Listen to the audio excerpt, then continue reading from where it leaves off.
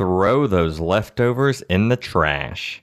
It's time for a fresh, new crit sandwich.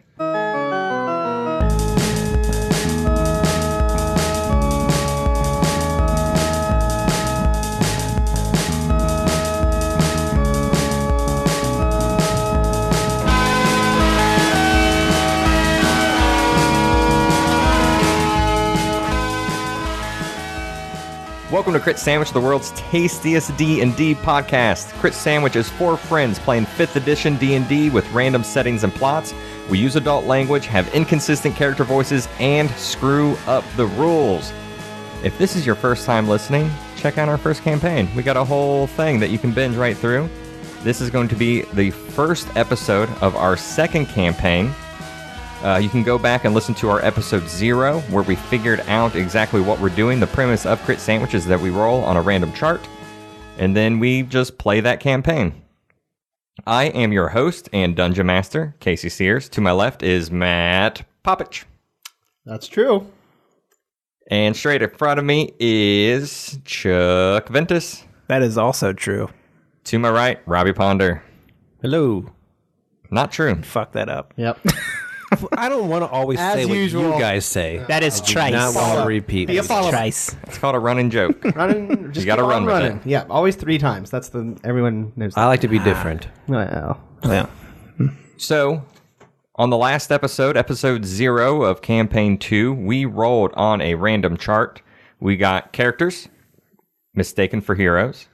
For the plot, we got Walking Dead. For the world state, we got collective consciousness. And for the setting, we got Trash Planet. So really, our first campaign was so D&D. It was very much kind of by the book and by the rules. Mm-hmm. You're going to hear us skin this campaign. And when you say skinning a campaign or skinning a game, that is where you kind of throw out a lot of the flavor inherent to the game to add a new world on top. This campaign and this story is going to be actually on planet Earth as we know it now, but hundreds and maybe even 1,000 years into the future when it is completely covered in garbage. like Wally. Like Wally. Yeah. Probably not that far in the future. Might be tomorrow. Might be tomorrow. Might be next year. It's happening. Yeah, in progress. Let's go ahead and start that story. Sure. Let's do it.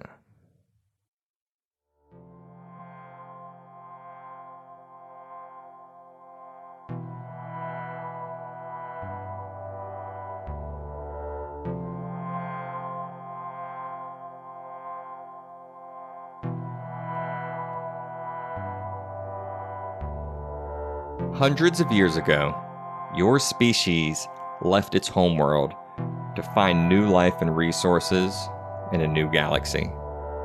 Honestly, it did not go well. It went very, very poorly. You never found a sustainable planet. Overpopulation and a lack of resources stressed the spaceships and the outposts in this faraway galaxy. One space station real estate company called New Sun Cruises has sent a small group of humans, which would be 2 of our 3 players, back to their homeworld, which is planet Earth, to see if it's habitable. The 2 of you have spent the past 5 years on a spaceship known as the Amarat 2 with your AI captain and companion Homer, the Homeworld Operations Management, Entertainment, and Reconnaissance System. So Matt, tell us about the character that is on this ship. Why did they choose to leave their homeworld? And how did you pass time over the past 5 years? My character is a female. Never played one of those, so we'll just see how that shit goes. Well, she left when she was 16, and that was because her parents kind of volunteered / told her, hey, you're going on a ship because we don't want to pay extra taxes because we're overpopulating. They're kind of white trashy as far as they own a strip club. Last name is Skidmark. Dilly Skidmark is her full name, so their strip club is called Skidmark's. And That's the worst. That's terrible. I thought it was hilarious. They are They are so villainous people. They're awful. And she was 16 at the time, and they basically had her cleaning up and like stocking the bar. And they were like, "Hey, if we send Dilly on this trip, they saw flyers and stuff. They were like, if we send Dilly on this trip, we cannot have her as count as our kid anymore, and then we get tax breaks, basically." So they sent her along.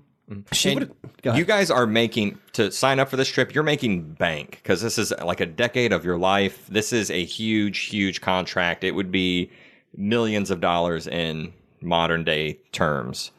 So yes, and that's another good reason Dilly would absolutely be in for that, because it's not a great life she's lived so far. So she's all about maybe being able to make her own money.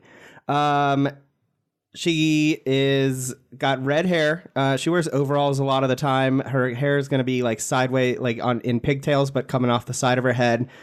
She's got red freckles on both cheeks, big time. She was 16 when she left, and it's a 5-year trip, so she'll be 21, but still have the demeanor of a child that was raised by white, trashy, rednecky people. She doesn't speak very well. She doesn't. She's definitely prone to threaten and be more underhanded about things. And I assume everyone is lying about her age to get her on this trip. Oh yeah, I would assume there was like an 18. You had to be at least 18, and her parents and everybody's on board with wanting her to go. So they were like, "Yeah, she's 18, it's fine." And on board, once she got on, she would spend a lot of the time sneaking around. Like she had no military training or background or anything or abilities, so.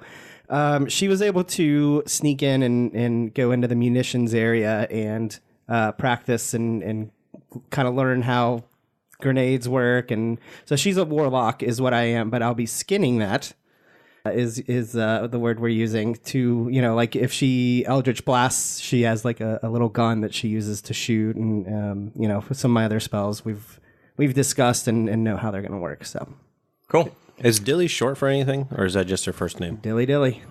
What's her last name? Did you say that? Skidmark. Oh, Skid. That's right. How could you forget that part? Yeah.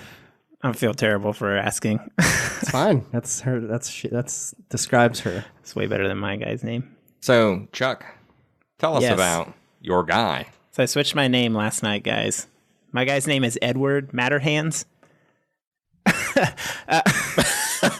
Is that a real last name? That's a real last name. Edward No, Matterhands. Edward Matterhands. All right. So my character, I'm going to be playing a sorcerer in this world, but the life that he had before getting on this expedition was he actually worked for a facility that created and tested like variety of like chemical and weapons, like chemicals and poisons and weapons and stuff that were capable of like destruction. But his job at the facility, he was actually a custodian. He was making crap money, and it was kind of to the point where he was very desperate, where he wasn't making ends meet like well enough to like live. So one day he actually ended up getting desperate and wanted to take something from the facility to sell on the black market, and he ended up seeing these bracers on like the counter that he ended up slipping up underneath his robe to sneak out of the facility.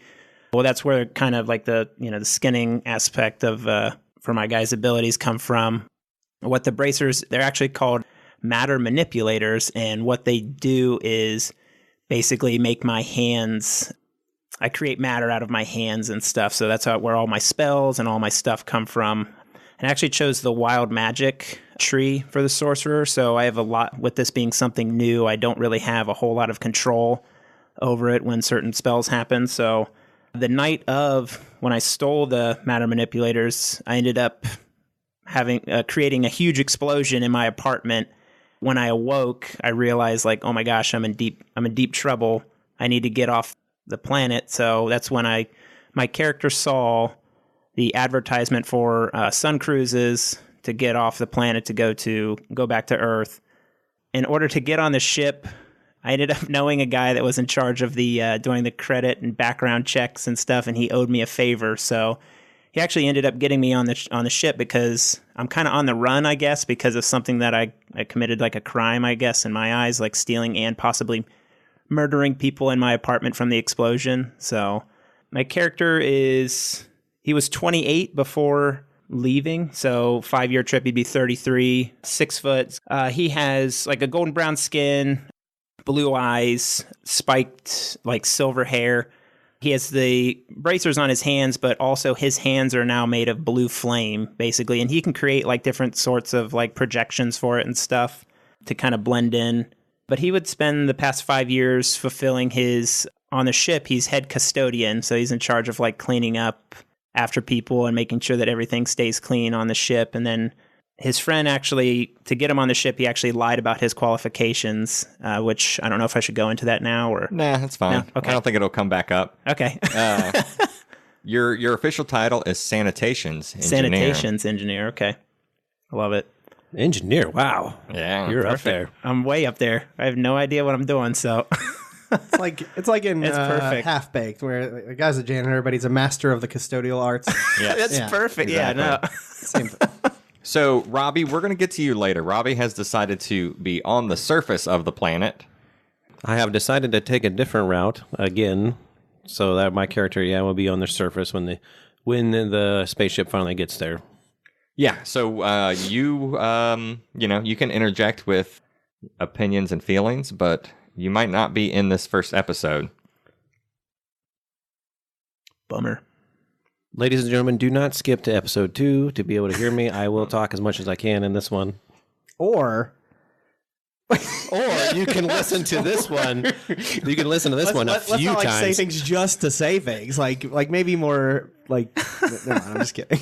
I mean, Chuck and Matt, do you want me to make Robbie leave the room? Get out of here. I have As to long role as play that I don't know anything that's going on. He's in that not going to ship. meta or anything. Yeah. So No meta that's gaming. important.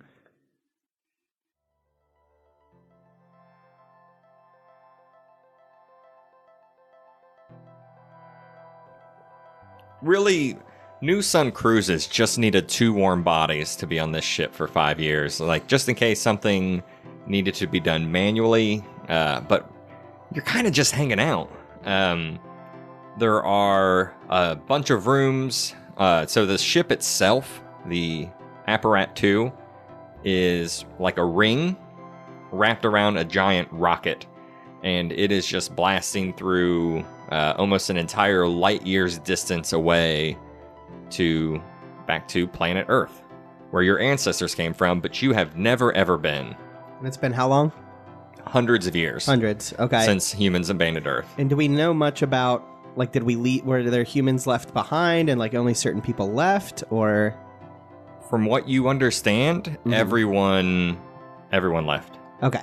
Everyone completely abandoned the planet, in part because it was just unlivable. Okay. Like, it was just, everyone had already been living in space stations for 100 or 200 years around Earth, and then all of those ships just kind of vacated the planet to find new life, new resources, because things were getting pretty thin on Earth.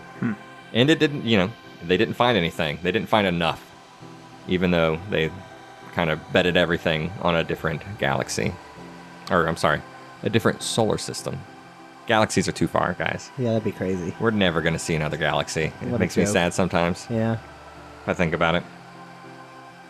So, Homer has been in your ears at this point. He's really been like a third person on the ship. He's been talking to you. You ask him anything, he will provide. You want to watch any sort of movie, any sort of music, he will curate it. He will bring it to you. He's kind of the little angel on your shoulder throughout this whole trip. And what is your guys' relationship like between Dilly and Edward? So that's what I was going to say. We're the only 2 on the ship plus Homer. Nobody else. Yes, no one else. So what exactly are you cleaning this whole time? I guess I'm cleaning up after you. Yeah, I was gonna say, I feel like I would purposely make messes to fuck with you. Yeah. That's your whole job, is to clean up after me. I would absolutely make sure you knew about that. Well, both of you also have a primary job, which is just doing whatever Homer tells you to do, in the sense that, like, if something needs fixed or if something needs tweaked, but nothing's gone wrong. Somebody's got to make sure the toilets are working around here, so I want to be nice to me. Oh, yeah. With sanitations. I would blow those things up. Oh my god. It's skid marks all over the place. It's honestly, it's 5 years of luxury. Like, this is, the space they have left for you is nice. The ring around the ship, you can kind of, I think it's like a 3 or 4 mile ring. So you can, jog or take walks, and all of the ceiling and the walls are all holographic or screened and whatever. So, you want to take a walk in the woods, you just start going around the ring, and you can do that. You can have Homer conjure up. It's like the whole place is like a holodeck, really. That's tight. So I would definitely be working on my skills, like with my weaponry and so you just have some guns and you keep shooting them off. Homer, which drives Homer nuts. He hates that. Because I was not supposed to get into munitions. Like, there was a munitions area, like, as a super backup plan. And you were not told that there were weapons on this ship at all, but you snuck around and found them. And take advantage of that. Yeah, and Homer chimes in every once in a while about you being a regrettable choice for this trip. Oh, for sure, I'm a regrettable choice. Yeah. Yep. Well, other than cleaning up after you, since you're the only person on the ship, I would also, since I'm new with my abilities with the matter manipulators, I would be trying to learn how to control them on the ship throughout the 5 years. So sure, without like accidentally blowing any holes through the... without hopefully destroying anything. So, is there like a danger room on this ship or anything like that? Or if you want there to be, absolutely. Would that be like a safe area that could handle stuff like that? I would do it in the danger or whatever. Yeah, there's probably like the danger room, because it's like projections and all that stuff. And there you go. Yeah, Homer will entertain that to a point, but he doesn't want his ship to get wrecked. I would say I'd probably get bored after a while and have like that room just have him create a mess for me to clean up. So to keep myself busy. I hate messy rooms, so you like seek them out. I hate like dirty areas.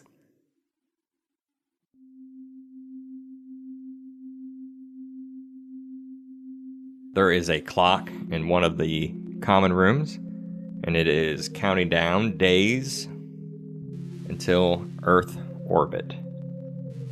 The ship starts slowing down somewhere past Mars, and it's getting closer and closer to Earth. And as it continues to decrease its speed, and you guys can look out some windows, you see debris everywhere as the ship bends and arcs, entering orbit, and you see not the beautiful blue sphere that we all might think of when considering planet Earth from space, but you see a mostly gray orb. You were totally sold on all of these pictures of Earth that must have been before, long before people ruined it. And at this point, you guys would be told by Homer to enter into the orbit vessel, and which is a smaller ship in the center of the sphere. So you guys would ride some elevators down and get to a zero gravity area and climb into a smaller ship that is going to do some orbiting of the planet. And also at this point, you guys are in this, think of it as you're in this cockpit in the center of the ship, and you are ejected from it, and you're looking up, and around you you got a 360-degree bridge on this saucer-shaped ship. It actually looks a lot like a UFO. And you can look back at the ship that you've been riding on for 5 years, and from the ring, a bunch of satellites start firing off from the ship. And these satellites are all, everything's controlled by Homer. So he is flying these satellites down to Earth, and he tells you that we are going to be in orbit for about 2 days, and we're going to collect some data. Actually, hold on. Let me switch over to Homer. Dilly and Edward, we're going to be in orbit for about 2 days. I've packed some snacks for both of you. At that point, we will collect data, and we might have one quick landing just to get a human feel for what planet Earth feels like. And then we're going to head right back Sounds great, Homer. There's a lot of trash around here. It looks like we got some work to do. And right as you say that, like a little arm cannon pops up out of the side of the disc and goes pop, pop, pop, pop, pop, and like shoots some garbage that you're flying at. Nice. So what do you want us to do? Well, you've been hired to write a report on whether or not you think that humans could return to planet Earth. So what are you doing about it? I'm getting your human perspective. Meh. And I would just be shaking my head during. you guys can see, at this point, are starting to see the moon, and you're starting to fly in between the moon and the Earth. And it's really pretty incredible if it weren't completely full of litter. You see abandoned space stations, you see old satellites, you see like solar arrays just kind of flying around. And the closer and closer you get to the planet, the more Homer has to shoot these things out of the air so that you guys don't collide with any of them.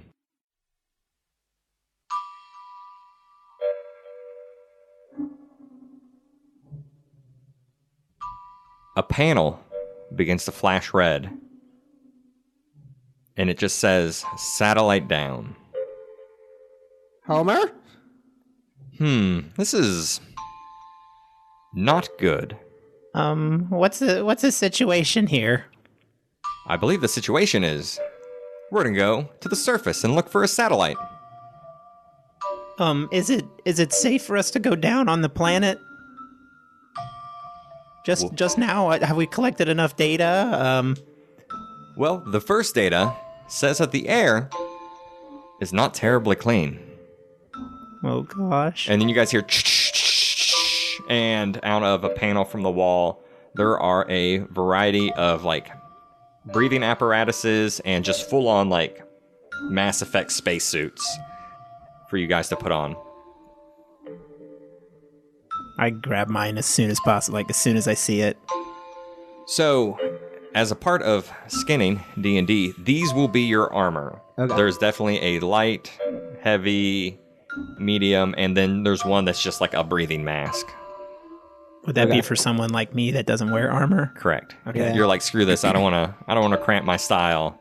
Yeah. I'm just going to grab this breathing mask. Okay. Dilly gets light armor, so whatever the light armor one looks like, maybe just like a skin, like it's just like an outside layer, not like puffy or anything. Mm-hmm. Okay. Sure. Maybe like a... What color do I want it to be? Pink. No. Yeah. Hot pink. Yeah. What about yours, Chuck? I imagine yours like being white. I just have a mask because I. Oh, that's correct. Just a breathing apparatus. Yeah, I got a hot pink jumpsuit basically, with a breathing apparatus. I don't know. Perfect. So these also, if you are in one of the jumpsuits, it will also have a little shoulder lamp if you need to turn on a light. Oh. Okay. But I assume, Chuck, with Edward, you might have... I have light as a spell. Okay. I also I have something else. I have One of my goggles. feats. I have one of my Eldritch invocations is Devil's Sight, so I Okay. can see in the dark, both magical and non-magical, out to 120 feet. Cool. Yeah. So you probably don't even need those. Yeah, I got some badass goggles I found in the munitions room. I can also cast dancing lights as well. Because of my backup race that I chose up. So Cool. Yes, all of our characters in this game are human. I would just want to point that out. But just in order to allow people to play D&D, they are picking D&D races. So you might hear people refer to their races, but technically everyone's human. And we're just kind of calling those race options probably biological enhancements at this point in time. Or they're a piece of equipment that you have on you that allows you to do that. Up to the player. The disc you're in sinks lower and lower and lower into the clouds. And everything is a bit of a haze. You don't get a good view, but Homer assures you, I can see right where the satellite has fallen. And you guys hear another chamber pop, and It's kind of like an electronic flare. And it is, he instructs you that you're going to have to stick this on there, and then he will come and grab the satellite. So it's a beacon. So he just needs you to tag the beacon, and then the ship will come down and use its crane to grab it and pull it back up. So we'll have to get out of the ship to put this on there. Yes. Okay. It'd be okay. They scanned the planet. There's no life down here. Who said that? Who's that? What's happening? That's Homer's 2.0. I just want to reassure you guys what. All right. Is there a clear surface for us to get close to the satellite to land? I'm going to get as close as possible, but there's not a landing place within about 1/2. I feel like this computer would use kilometers and meters, but Sure, go for it. Do you know that? Those I metrics? don't know that. 1/2 of a mile. Yeah. So he's going to try to park you guys about half a mile away. That's not terribly far. We should be all right. Saddle up, janitor.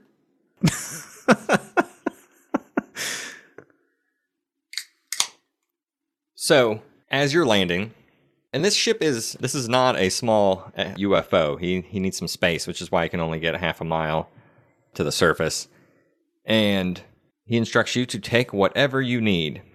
So, the equipment that you can start with at the beginning of a campaign, there are lockers on this ship that have all of that stuff, like crowbars, rope. Do we have any money? I guess money's not important right now. There's not going to be... I don't think there's going to be any money in this campaign. Okay. Yeah, so you can ignore the money part. Ink stick or something like that? It would just be a... It's a mop. A mop. Yeah. Yep, there you go.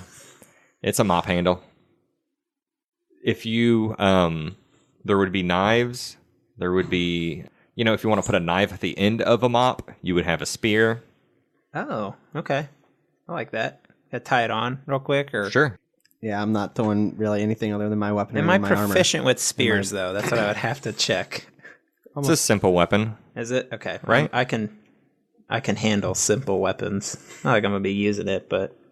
Yeah, if we're meleeing, we might as well just quit.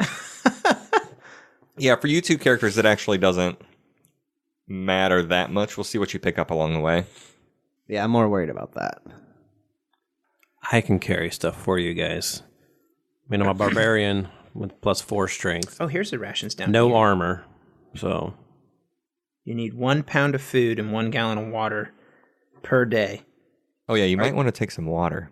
And so, Robbie, you do not have this opportunity to grab equipment. Yeah, I'm just putting what you want to start with. Yeah.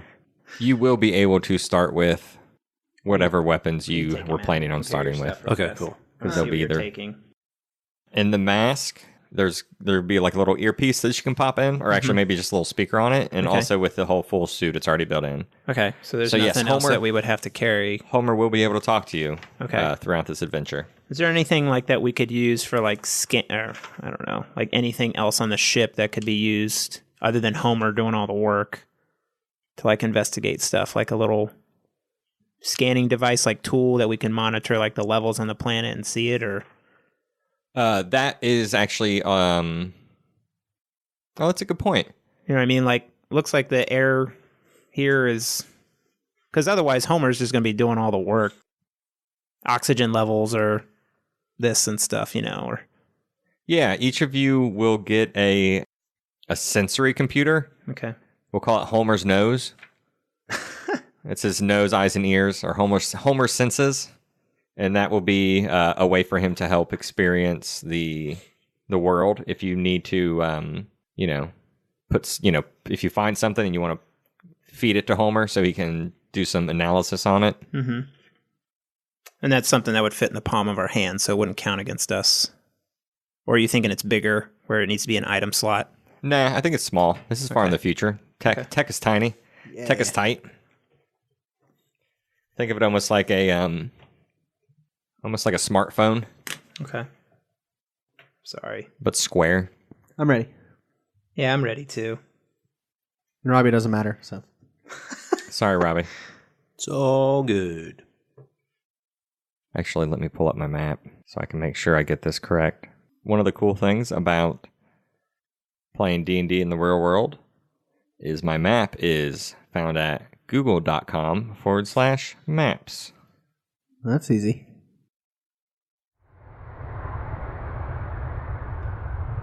The disc-shaped vessel that you guys are flying around in descends through the clouds, through the mists, and eventually stops, and then slowly floats to the ground as you guys on the inside are hearing, the rushes of engines and propulsions and fuel and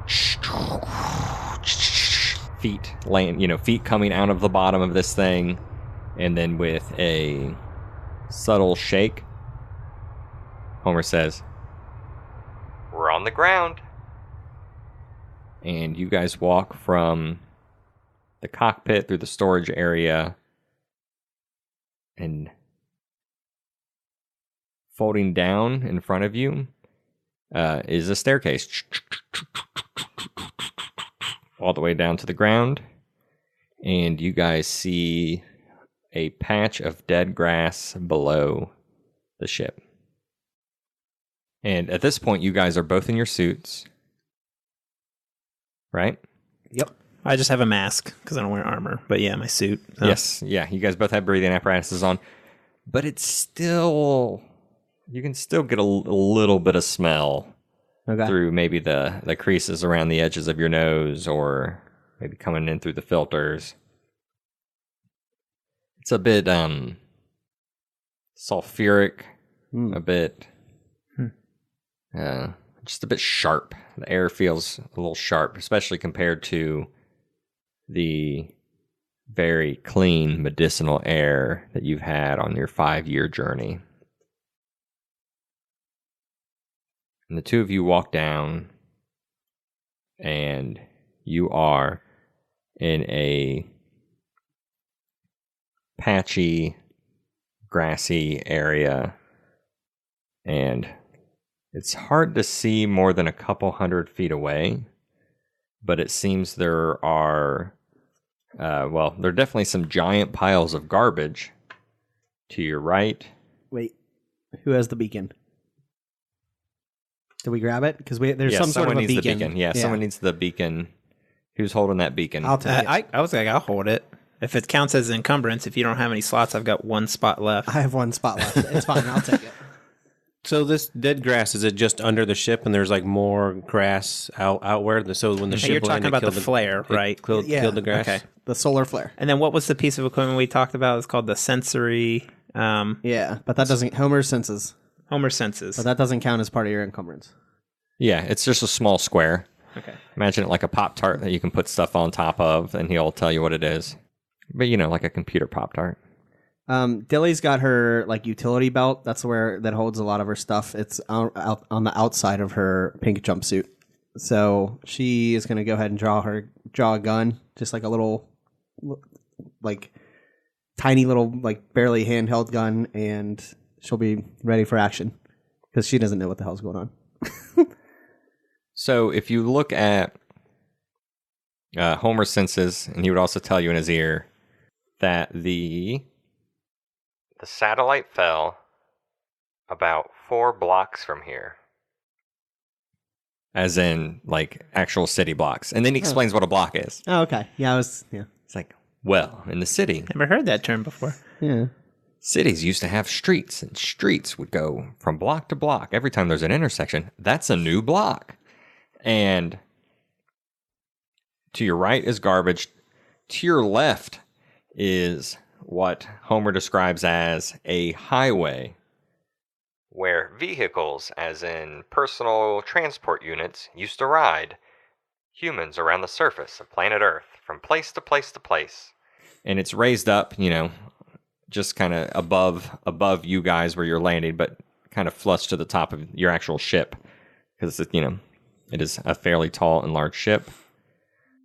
You guys are stepping through the crunchy grass. There's kind of an orange, foggy glow all around you. Just, you could probably only see a couple 100 feet away. You guys hear a faint sound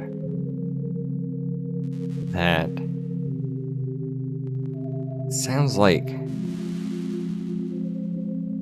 choking and like a slight cough. And about 20 feet ahead of you, through the fog, you see a faint silhouette of something on the ground.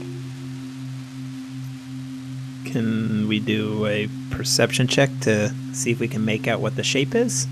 Sure. A crit. Natural 20. Wait, this is how you start the game, boys. Good way to start the game. You don't want to believe what you see, but it looks like a human torso, arms and head, but with no legs. How far away? About 20 feet. Do you see that? Dilly doesn't even say anything. She just shoots it. Really? Oh, yeah, absolutely. Roll to hit. Is this Eldritch Blast? Eldritch Blast, yeah. And I shoot 2 rays per attack, so. Oh! Natural 20. Nat 20 and a 20. Both hit. For the natural 20. So on Crit Sandwich, we have a thing called the Crit Sandwich. And when someone crits, they get to roll 2d20. And if they roll another 20... I did not. They get to add on extra damage. So that was not a crit sandwich, but it is, I mean, this is just a torso on the ground. Making some gurgly noises. And how much damage? 14 plus 10. 24 damage. And Dilly, the second she sees it, is there flare when you pull out your guns?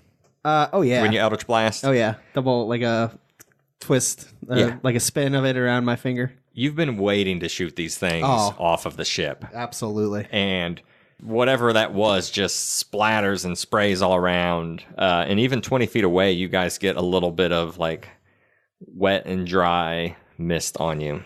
Now, when you say waiting to see these things, were we expecting to see something like this? Or? Dilly just wants to shoot something. Just wants Waiting to some see shit. something to shoot. I was actually going to... Gotcha. You mentioned earlier there was like a pile of garbage to the right of us. I was just going to shoot that. Gotcha. But if a zombie's going to show up, that's even better. So. You don't even know what it was. It was just it doesn't a torso with no legs. Yep. Dilly doesn't give a fuck. You said we get hit by a mist? Yeah, of the thing that got blown up. Well, I don't want it to get into any of my... Well, I got the mask on. So. Yeah, you have the mask. So you guys are safe. What are you doing? It looked evil to me. Well, it was kind of unnecessary. It was just crawling on the ground over there. Jeez. We'll have to agree to disagree. Homer, any information on this? I didn't think there was supposed to be any sort of life on this planet.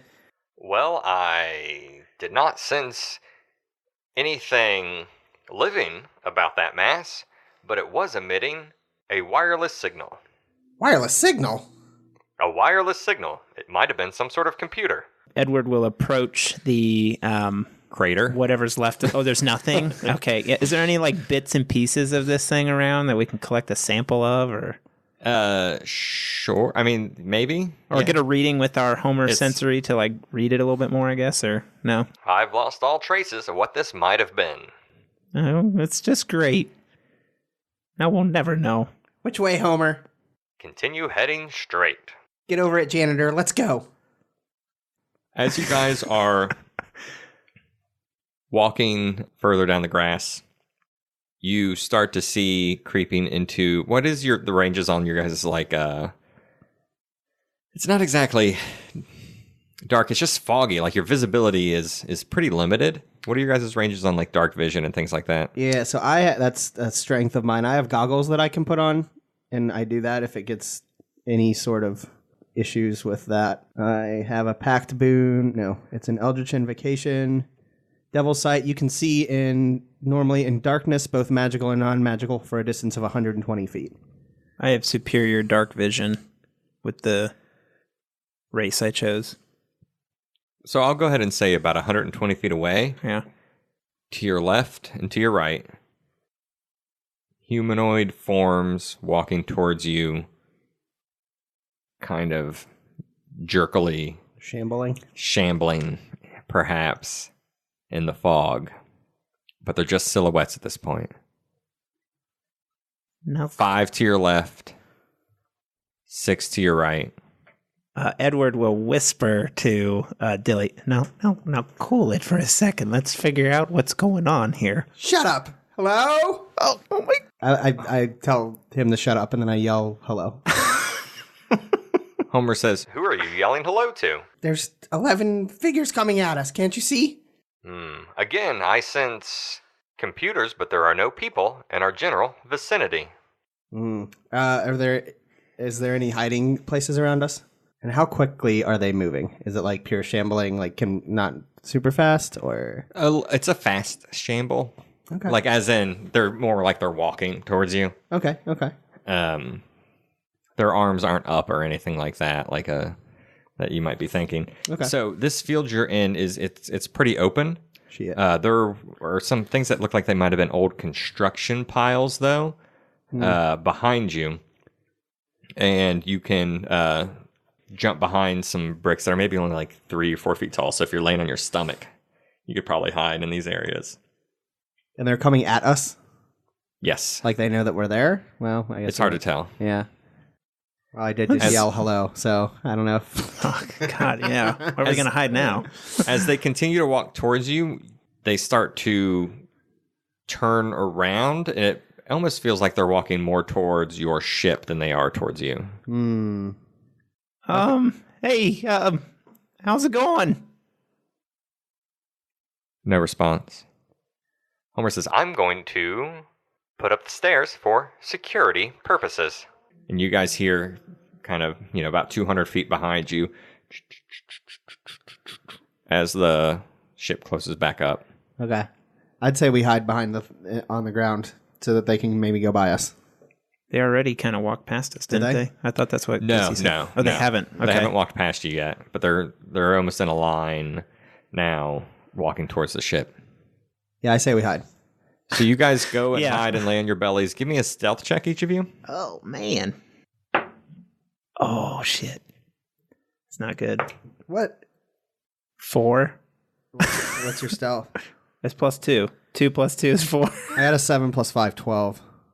I'm just like panicking. Dang, are you proficient in stealth? That's pretty good. Heck yeah. Making all sorts of noises like, oh my God. Oh my God. They continue to walk by you. At this point, you're getting a better view because they're only about 20 feet away. Again, like you guys are kind of in around a pile of bricks and maybe some old construction that's all very covered in dust and dirt. You're laying on your stomachs. You see 5 on your left, 6 on your right. Their clothes are almost completely rotted off. There is flesh hanging to their bodies still, but you've noticed that around their mouths, it's completely rotted and ripped away, and you see a plasticky and metal jaw, silvery metal teeth in their mouth.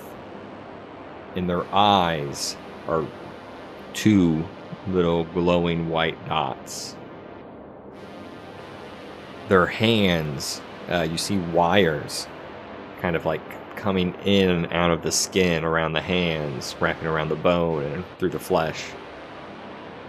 The ones that have their stomachs rotted off, you see gray and silver and brown tubing and other plastic parts intertwined with organs.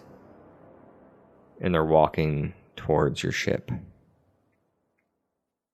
As they're passing you, the one closest to Chuck, which is on the right, the group of 6, slowly turns its head. And you hear the turn of motors. And you see those 2 little white glowing lights. Roll for initiative. Oh, fuck. Should have rolled better on my stealth check. Oh, boy. You know, it's funny, as you said, I should have rolled better on my stealth check. It sounded like that was in character voice. Kinda.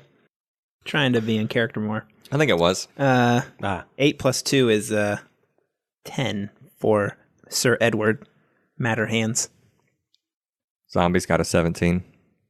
7 plus 2 is 9. I can track initiative this time if you like. So tell me your initiative rolls again, please. I got a 9 total. 10. Zombies versus 17. Yes, sir. Okay, zombies are first. And I guess we'll see some of this hive mind in action here. We'll see. I don't know. The first one, the one that's looking right at Edward Matterhands, played by Chuck Ventus, on the podcast Crit Sandwich. Just in case you guys weren't sure what you're listening to. Sounds like I'm about to make an exit. Sounds like it too. We're prone, aren't we? Yes. God, we're so good. You fucked us up, dude. What are you doing? He's about 20 feet away. And he doesn't even, I mean, it's not like as much of a run as it is like a short. I don't know, he moves towards you. Skips. He doesn't skip, he doesn't run, but he's definitely, he is in charge of his own body. But he's almost cautious in a way because he's not at a full run, but he trots. He trots towards you. Is trot the right word? That's not a scary word for a It's not zombie. really intimidating. Yeah. No, trotting. Skulks. He scurries. Scurries. Yeah. He scurries towards you, maybe even at some point, using his hands to give him a little bit of a lunge forward as he goes over one of the brick barriers of the construction area that you're in, and he falls down onto you, rolling an attack roll. Now, do I have to tell you if I use shield before you tell me the roll? To his attack roll, and then you can say it. Yeah. Is that true? Okay. Yeah. So I rolled a 5. Okay. I'm good. So 8 total. So Can I yes, tell you that this- you have advantage on that roll? Because he's gosh, prone. you're right. I do have advantage on that roll. Oh, that's fine. I rolled a 1 on my second one, so we'll take that 5. Awful. Man. So yes, this former human, this robotic zombie abomination, sees you, turns towards you, runs, and leaps down upon you, and you quickly roll over to your side, and it just kind of lands in the sand and the dirt in this construction area. The other 6 start to turn and look your way and start moving towards you, and they are clustered up right next to each other, right behind this thing, all moving towards you. And on the other side, there are 5, and they turn, and they start moving in your direction. And then as they, the first one kind of scurries over the construction area, it sees Dilly laying on the ground. Dilly, you turn and you look as this thing is leaping at you, and it rolls a 22. That absolutely hits. It pounces on you, and you feel its hands, or actually just its fists landing on your suit, and it does 5 bludgeoning damage. Next up, Chuck, how do you react to this zombie? So I roll over to the side. I guess I'm going to stand up first off. So Sir Edward will stand up, and it's right next. This thing's right next to me. yes, there's one right next to you, and then there is a group of 5 about 20 feet away. I'm going to panic obviously. Stand up. I'm going to panic and kind of try to push him away. But as I push him away, my hands turn into like an electrical spark, and I cast Shocking Grasp on him. So it's a +6 to hit. Oh, I rolled a 20. What? Loaded sandwich. Loaded. That die is. Roll 2d20. Oh, nope, I didn't get it. Okay. So it's 2d8. Or since I crit, is it 4d8? Yeah. Oh, wow. And 19 damage. So I was like, get away! And push and just create this huge electrical spark with my hands. So this spark was way bigger than you intended. And also, it's probably been a little while since you've used your bracers. Roll on that wild magic chart. Oh, man. It's a D100 to roll for. So wild magic sorcerers, whenever the heck I decide, get to roll on. Actually, you roll a D20. That's what it is. They roll a D20, and if they roll a 1, they have to roll on that magic chart. Is that what it is? Okay. Yes. So he's going to roll a D20. If he rolls a 1, things go weird. I rolled a 6. Okay, things did not go weird. Is that how it works? I thought you could make me roll on the chart whenever you wanted to. I can make you roll a D20 whenever I want. Ah, okay. Yeah, you light that thing up. Wait, do you touch it on a Shocking Grasp? Touching Shocking Grasp it's a touch. So I'm like pushing him away to like get away from me, and that's when the spark of electricity occurs. So yeah, and it is super duper effective. You see it blast through its eyeballs, and they even like pop and explode, and that thing kind of flies backwards, is just smoking, and the other guys behind it, kind of dodge out of the way, and one of them even gets hit by it. And I will get as far away as I can, 30 feet. So is that towards the ship then? If they're next to the ship, well, yeah. Well, they're all kind of right. So imagine it's a big T shaped right now. They're the top of the T. You guys are in the middle of the T, and the line goes straight back to the ship. Okay. So I will move back towards the ship. Okay. What?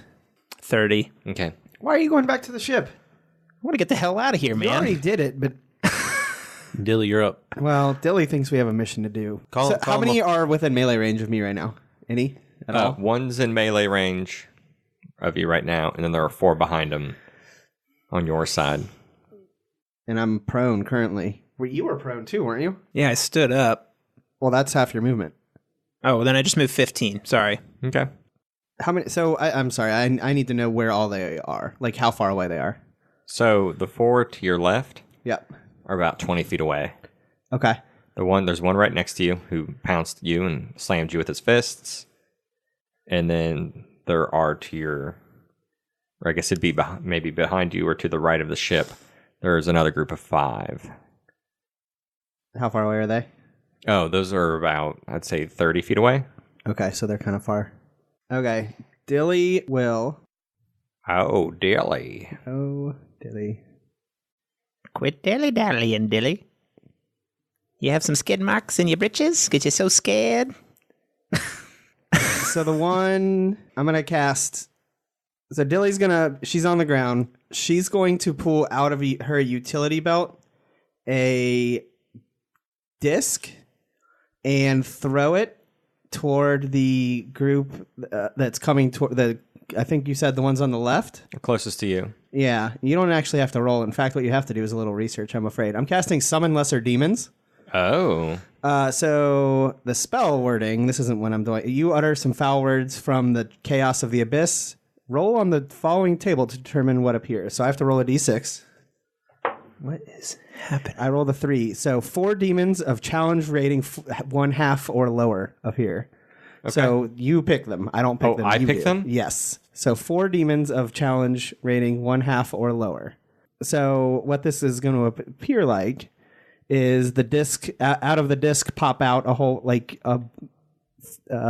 four little creatures. We'll see what they look like here. Kind of probably spider-y or something like that. And they attack. Now, they are not on my side. They are, like, they attack whatever's closest to them. The demons are hostile to all creatures, including you. Roll initiative for the summoned demons as a group. which has its own turns. The demons pursue and attack the nearest non-demons to the best of their ability. And as part of casting this spell, you can form a circle on the ground. The circle is large enough to encompass your space. While the spell lasts, the summoned demons can't cross the circle or harm it. So that I can stay within there, and they can't harm me if I want to. And they roll initiative? Yep. The demons are 16. Okay. And what did I summon? I wish these had descriptions of what they look like. Diamonds. In the skin, these are going to be like metallic, like they're going to be robots. Okay. I was thinking they were like biological monsters, like some sort of biopod. Yeah, okay, I could buy that. Yeah, like think I'm kind of thinking of Cybermen from Dragon Ball Z. Like they're just little, just like green goblin-y. So maybe you throw that disc out, and then it starts to bubble, and foam, and like just like rapidly growing out of it. Okay. And then splitting apart from itself 4 different times. Are these hunched over, goblin-y looking, Cybermen-y looking things, but like with fangs and claws. There's this gassy cloud that's like emitting from them and from their like warts and pustules all over their body. They rolled a 16 on initiative, so we have to see what they do. Good deal. And then I'll stand up, but I guess I won't run because I've got one within melee and I don't want to give an attack of opportunity. So. And you don't want to leave that little and area. I don't want to leave my circle. Yep. Yeah. And that's my turn. Zombies. So one right next to Dilly. Yep. Is going to attack. Yep. And it rolls an 11. Miss. So there are 4 next to your dretches that you released.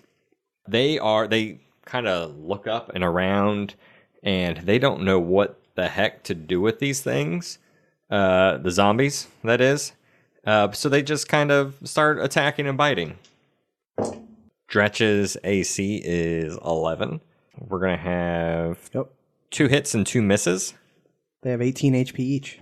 Dang. I rolled 2 ones for damage. Yeah. So one is going to be hit for... Oh, right, 2 are going to be hit for 2 damage. Do you mind keeping track of the HP on these guys? I do not.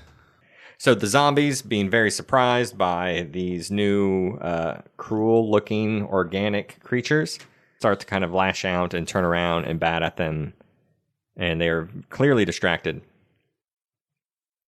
And is that the end of the turn order?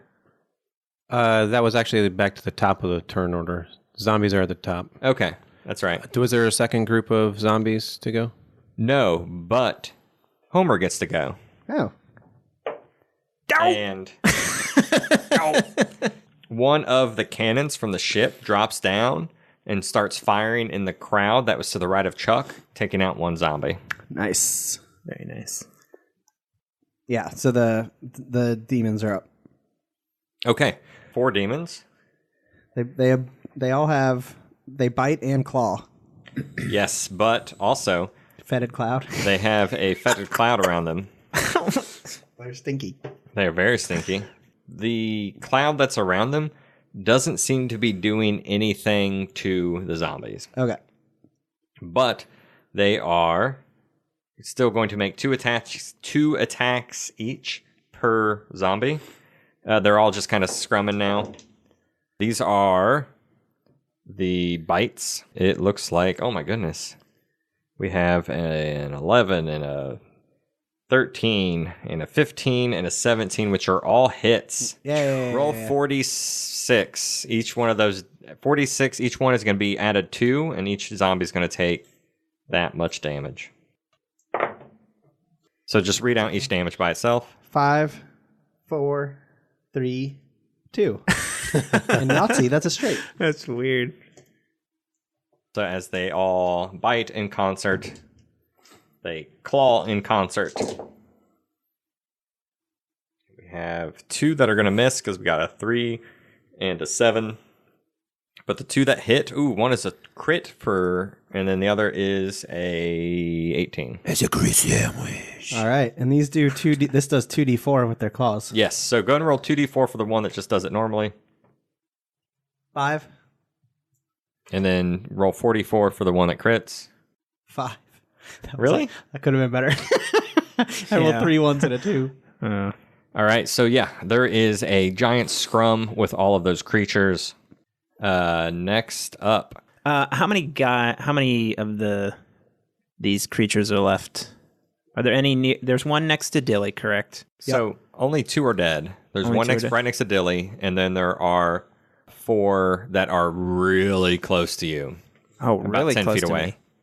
All right, I'm gonna move kind of at an angle to get away from those guys. I'm gonna move my 30 feet at this point, just to kind of, if I have to go away from the ship, I want to get as far away from those guys as I can. Okay. I guess I'll stick close to Dilly. I'm gonna take my hands and clench them into a fist and pound them together. And when I do that, a ball of blue energy forms around my hands, and I stick both of my hands out, and one arm, my hands are missing, but a beam of energy shoots towards the zombie next to Dilly. I'm casting Ray of Frost. Do it. Okay.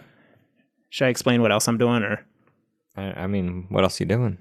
Well, the other hand, I'm going to point towards one of the other ones. I'm going to use 2 sorcery points to cast Ray of Frost, a quicken spell. Okay. Cast it as a bonus action towards one of the other ones in that group that was closest to me when I ran away. Okay. So this is for the one that's on Dilly. So 19 plus 6. That's a hit. That's a hit. And this one has not taken any damage. It's going to be 9 damage on that one. Yeah, so you blast it with ice, and Dilly right next to you, you see the zombie that that was striking you. And then that one's speed is reduced by 10 as well. So, and then my other hand that I'm shooting the other beam of Ray of Frost at. Oh, I rolled a 1. Oh, shit. Oh, boy. Roll a d20 for me. I rolled another 6. Okay, so you did not have a wild magic surge. Okay. That other one just fires off wildly. I always just assumed that a 1 was just wild magic. You just like rolled on it. No, I think it's... Remember, that could wipe us. I don't know. want wild magic. It'll be fun when it happens, but it could easily wipe us. My character will still be alive. If we get to you, we're struggling. Yeah, there's a lot of zombies here. A lot of zombies. Let me just read this really fast. I want to stick to the rules. Okay. So starting when you choose this origin at first level, your spell casting can unleash surges of untamed magic. Once per turn, the DM can have you roll a d20 immediately after you cast a sorcerer spell of first level or higher. So this is actually a cantrip. Yeah, that's a cantrip. So, Yeah. okay. Or whenever he wants to, I think. Yeah. Yeah. It says if you roll a 1, you roll on that table. So, Okay. I just wanted to double check. That's my turn. Next up. Dilly.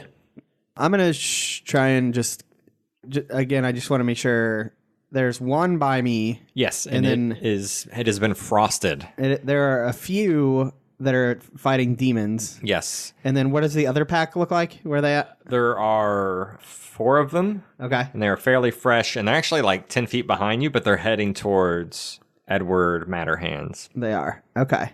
I will run toward Edward, and I'm going to take an attack of opportunity. Okay. But I had already stood up. 15. That hits. Dang. It's not worth it. 6 damage. Okay. And I will get far enough away to use my other spell, which will be Fireball. Yeah. Let her rip. That's that group on the fresh ones? That was my next Yeah, move. the freshies. Okay, the ones that were chasing Edward. Right. So we're going to need 4 dexterity saves. Yep. What is your DC? So 14. So they all fail, and they're going to take full damage from your fireball. That's what I like to hear. 8d6 fire Yeah. damage. Light them up. All right, here we go. 30. 8d6? 8d6 on a failed save, and then half as much on a successful one. And I would also like to point out the fire spreads around corners. It ignites flammable objects in the area. that aren't being worn or carried. So we are on a trash planet. So this is Dilly first off runs away, gets slashed by the zombie next to her, but on the way, like past it, like as she gets right by Edward, she reaches behind her back, and then like in a motion to where the grenade is still kind of hidden because it's like her palm is all the way around it. She whips around, turns and like tosses it, and it just explodes like in the air. Shrapnel is just shooting like in their heads. How big's the radius on that too? I think 20. But I ran away on purpose. It's a 20-foot radius. Yeah, you're definitely going to get all of those guys, and then actually the one that slashed you is close enough that he Okay. Such a good he's going to take half damage. Okay. So you have knocked out 5 of these guys in one fell swoop, which means there are 4 left, and it is the 4 scrumming with your little mutant creatures that you threw out. And Homer's like, what even are those things that you threw out there? Dilly says, remember I've been practicing? This is what I've been practicing for. Homer's up. And he just fires into that field of the dretches and the zombies, not really caring who he hits. Rightfully so. Are you trying to sound like Data from Star Trek? I feel like that's who you remind me of with Homer's voice. I'm just kind of being stiff That's but positive. Homer's a like positive it, guy, but he's a little wooden. Sure. He blasts 3 of the zombies down, 2 of the dretches, leaving 2 dretches and 1 zombie. Just blop, blop, blop, blop, blop, as they're shredded by his cannons. Homer goes, uh-oh, I've got some hanger-ons. And you guys start to hear as the ship starts to take off from the ground. Wait, what? And turning around behind you, you guys see 5 more zombies kind of like hanging on the edge, like the far, far back edge of the ship. Like they have jumped on it and are just like sinking their mouths into the edge of the ship. Wait. Homer.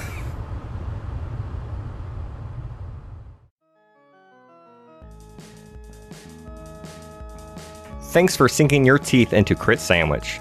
We are Crit Sandwich Podcast on Facebook. We are at Crit Sandwich on Twitter. If you like our podcast, please give us a review on iTunes or whatever other website you find your podcasts on to help other people find us. If you have any feedback or would like to contribute to our random game world chart, maybe the next time we do an episode 0, we will read what you sent us, and hopefully we keep track of who you are so we can say, hey, so-and-so sent us this. Thanks, so-and-so. Hit us up on social media or email to send that to us at critsandwichpodcast@gmail.com.